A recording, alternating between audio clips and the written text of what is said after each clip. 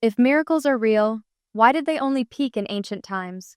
Seas splitting, people rising from the dead, water turning into wine. That one alone would revive church attendance overnight. A typical response is usually some version of, well, who said miracles don't happen today? So let's look at some of the best modern Christian miracle claims out there. A guy with a severe digestive disorder who suddenly recovers after prayer. A man diagnosed with blindness who later regains his vision. And a case where a voice goes, "My child, get up." And she actually does. So, number one, we have Chris Gunderson, who experienced severe vomiting, projectile vomiting, when he was just 2 weeks old. He was diagnosed with gastroparesis. He needed feeding tubes. Gastroparesis impedes stomach emptying. Medical technology manages symptoms, but it doesn't offer a cure. Surgeons had to add a limb basically in his stomach at 11 months old to reroute stomach emptying. And he relied on J-tube feeding for 16 years and struggled with inadequate nutrition. Most people with gastroparesis don't live to be very old, early 20s, and that's about it. So it's not a good diagnosis. Most people don't live doesn't mean all. It means some people do live longer. Also, gastroparesis is serious, but it is not typically a fatal disease. It's difficult, it can severely affect quality of life, but saying people usually die in their early 20s is a bit misleading. Gastroparesis isn't one single uniform condition with one predictable outcome. It depends on what caused it, how severe it is, and how the patient responds to treatment.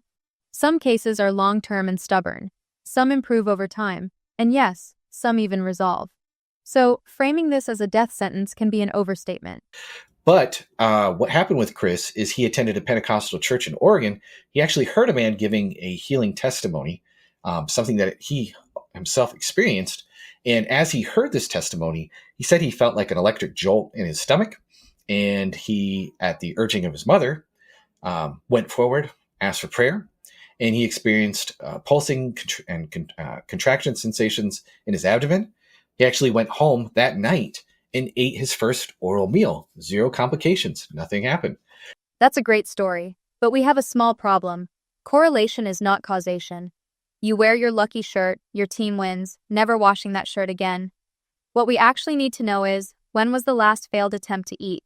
Were there signs of improvement before this moment? And how many times had they tried feeding him before? Also, small detail, we're just taking the sequence exactly as reported. No independent timeline, no continuous monitoring, just a before and after story. Primary care physicians and gastroenterologists couldn't explain the resolution. The tubes were surgically removed 4 months after the healing. They wanted to keep them in for a while just out of, safety precautions, but it was later documented as a medical case study. This is the medical case study right here. An actual published case study? Beautiful. But now we actually have to read it. First problem, this is a single case report. In medicine, that's basically the lowest level of evidence. It's not there to prove anything. It's there to say, this is interesting. It can't establish causation, or prove effectiveness, or confirm that prayer did anything. So if prayer is the treatment here, then where are the controlled studies, the repeated cases, the consistent results? Nowhere. We have one story that made it into a journal. Second problem, the title is already doing theology. Resolved after proximal intercessory prayer. After, not because of. That's a quiet but important distinction, and even with that careful wording, the title is already framing prayer as the relevant event. Nowhere in the paper do the authors actually demonstrate that prayer caused the healing. At best, they show that recovery happened, and prayer was somewhere in the timeline. That's it. That's the whole case. Third problem, and this one is kind of fatal. There are no medical records for a gastric emptying study post-healing. So the one test that actually confirms gastroparesis was not repeated after the healing. Instead, they observed that he could eat and that symptoms improved, and from that they inferred the condition was gone. That's more of an assumption than a confirmation. So scientifically, we don't even know if the underlying condition disappeared or if symptoms just improved. Those are very different things. Fourth problem. Even the authors don't claim this proves divine healing. The mechanisms by which proximal intercessory prayer may have contributed to the resolution of symptoms remains unclear. The mechanism is unclear. Placebo is not ruled out. Cause of the condition itself is uncertain. They list possibilities like congenital, post-surgical, post-viral. idiopathic. Some of these can improve or resolve naturally. So now we have uncertain diagnosis, uncertain mechanism, known possibility of spontaneous improvement. Concluding this is a miracle is basically an argument from ignorance. Fifth problem, timing. The claim is, that night after prayer, he ate a meal for the first time without any complications. But the paper doesn't tell us when the last failure happened, and whether there were gradual improvements, or if recovery had already started. So we can't rule out the most boring explanation of all. He was already getting better, and prayer happened at a very convenient moment. In light of all of that, here's a very simple question. If a study doesn't rule out other explanations, does it actually prove cause and effect? Or are we just picking our favorite explanation and calling it a conclusion? I will read a couple quotes from his doctors. Here's one. It says, "It is difficult to explain his years of intolerance to oral feedings after his fundoplication, but this is apparently resolved. I recommend leaving the gastronomy and J-tube devices for 3 months after the last time he used them to be sure that this is unneeded. I recommend an appointment to discuss discontinuing his tubes." In medicine, unexplained means we currently don't have enough data, not call the Vatican. Those are very different sentences. And the quote itself is very normal. The doctor is cautious, keep the tubes in for a while, monitor the situation, then consider removal. There you go. I think that's a very powerful case study with Chris Gunderson. A very powerful case study. Let's translate that into plain English. One patient, no control group, so we have no idea what would have happened without prayer. No replication, no confirmed post-healing diagnostic test, uncertain cause, alternative explanations not ruled out. In medicine, that's not a powerful case, it's called an interesting case. And the final detail, just to keep things honest, the study acknowledges connections to organizations interested in healing ministries. Does that automatically invalidate it? No.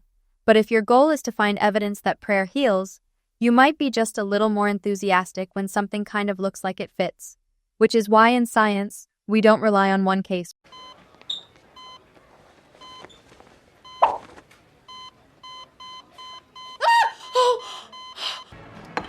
I have magic breasts.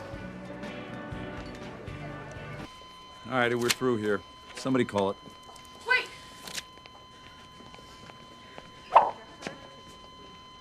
Right. Time and death, 6:20. We rely on consistent, repeatable evidence, and that's exactly what's missing here. Let's talk about Greg Spencer. He began suffering vision problems in his late 30s in August of 98 and was diagnosed with juvenile macular degeneration. His eyesight rapidly worsened over a few months. He became legally blind. He had uncorrected acuity of 2400 in his right eye, 2200 in his left by May of 99. He registered for the Oregon Commission of the Blind and began receiving disability payments, which would make sense. He was a truck driver. You obviously cannot drive a truck across country if you're blind. And here's a letter from his doctor, Richard Welliver, on May 31st of 99, diagnosing Greg with JMD. This is also a letter from the Oregon Commission of the Blind, basically saying that they're accepting him and they're going to work with him because of his diagnosis. Right off the bat, we've got a bit of a detective problem here. The identifying details are redacted, which is completely normal for medical privacy, but it also means there's no way to trace these documents back to a verifiable source, so we can't independently confirm their authenticity. With no peer-reviewed studies either, what we're left with is a stack of documents that look official but don't carry strong evidential weight. Now, to be fair, we can still look at what's being claimed. Juvenile macular degeneration is usually progressive and irreversible, so a full recovery would be very interesting. But a misdiagnosis, although it won't be probable looking at those documents, it will always be more probable than magic, especially when misdiagnosis does happen. Finally, doctors, if there is a mistake, don't admit it to the patient. Of course, if the patient is deceased, and you're sure, you can feel free to tell him or her anything. Stargardt disease is the most common form of juvenile macular degeneration. In this study of patients referred with a Stargardt diagnosis, of 40 patients, 35% had been misdiagnosed, often with other similar retinal diseases. Also, the fact that vision improved earlier in life. At about age 12 to 13, he began to experience reduction of vision, and his parents were told that he had swelling of the retina. Apparently, the vision improved in about 10 months and eventually came back to the 2030 to 2040 level, which he maintained for many decades. JMD usually causes gradual, progressive damage. It does not typically improve back to near normal vision, so this can mean the early episode may have been something else entirely. The condition may be more complex than a single diagnosis, or the original diagnosis might be incomplete or partially incorrect. I've seen this before. Gauze, sponges, some young surgeon left something in this man. No, I know the guy that closed. He'd never be that careless. Okay, excuse me, sorry. Has anyone seen my keys? No? Okay, how about my wallet? Anyone? The doctor, also using cautious language, appears to have, most likely situation. These are not proof, but do show reasonable doubt. Now, does all of this prove misdiagnosis? No. But it doesn't need to. It just needs to be more probable than the alternative, and the alternative here is magic. So the bar for more probable is, let's say, not particularly high. But in April 19th through the 21st, 2002, he attended a Christian men's retreat. And so he went to this retreat, not looking for physical healing, but actually healing of his mind from the past trauma. As he prayed and asked God to heal his mind, he opened his eyes. He said he could see a sign that was like a red exit sign. He could actually read it, and he was shocked. As his girlfriend, now wife, was driving him back from the conference, he was looking at license plates and reading them off, reading street signs. That's just a story. There's no medical documentation, eye exam, or objective test results to confirm that his vision actually improved at that moment, let alone that it was caused by a specific prayer. Moreover, if someone diagnosed with presumed JMD actually had a different condition, any later improvement could be explained naturally, without invoking magic. And so, ophthalmology records 2 weeks later, in early May, noted a near-perfect and instantaneous improvement. And the Social Security Administration actually investigated Greg for fraud. They concluded he really was blind, but now he could see. And so you see the chart at the bottom of the slide there, and those blurs on the right side, yeah, that's what Greg could see. And so not a fun experience, But again, I mentioned that he was investigated for fraud. Here's a letter from his doctor saying, hey, no, he really was blind. And here's the Social Security Administration sending Greg a letter back saying, okay, yep, we verified everything, and you're going to stop receiving checks. You can go back to work. We're not going to be paying you out anymore. And so they found that there really was evidence for juvenile macular degeneration. He was blind, but now he could see. The involvement of the Social Security Administration confirms that he was previously considered disabled and later improved, but it does not establish the cause of that improvement. So, based on the available evidence, the most grounded conclusion is that he experienced a genuine and significant visual impairment, followed by real improvement, but the case does not demonstrate a confirmed reversal of irreversible macular degeneration. More plausible explanations include misdiagnosis, a reversible retinal disorder, or an unusual but natural recovery. All speculations, but that's all we have for this case with the lack of independent medical verification. Here is a third case study, and to me, this is one of the most powerful ones. This is Barbara Kamiski Snider. She was diagnosed with multiple sclerosis when she was 15 years old. Her condition was medically confirmed, including a spinal tap. She was in and out of hospitals for most of her life. This is a progressive disease. There is no remissions or improvement. And so people who have MS, sometimes the symptoms can be worse for others. And in Barbara's case, her symptoms were awful. She had debilitating symptoms. She couldn't swallow. She was fed through a feeding tube. She was totally dependent on nursing care. Her body was contorted by the disease. Her arms were locked. This most powerful case actually has no detailed medical records presented publicly, no detailed timelines, no follow-ups, just stories. I do wonder why in these cases there isn't much more extensive medical documentation. It would seem that these people are constantly dealing with skeptics, and the easiest way to address it would be to get the pre- and post-medical test data rather than a summary by a doctor after the fact. But let's deal with what we have again. According to Craig Keener, who documents a lot of these miracles in his book, Miracles Today, this is a direct quote. Someone who had called in a prayer request, about her to the local Christian radio station WMB1. Now 450 letters came to her in care of her church. While her friends were reading the letters to her, Barbara claimed that she heard a booming voice. Her friends didn't hear this, but she heard it. It was an inward voice saying, "My child, get up and walk." She immediately declared that God told her to get up and walk. She said, "Go get my family." But Barbara was too excited. She couldn't wait for them. So she did get up and walk, something she'd been unable to do for years. What happened next was even more astonishing. Every one of her symptoms was gone immediately. That is a personal testimony that not even the doctors have witnessed.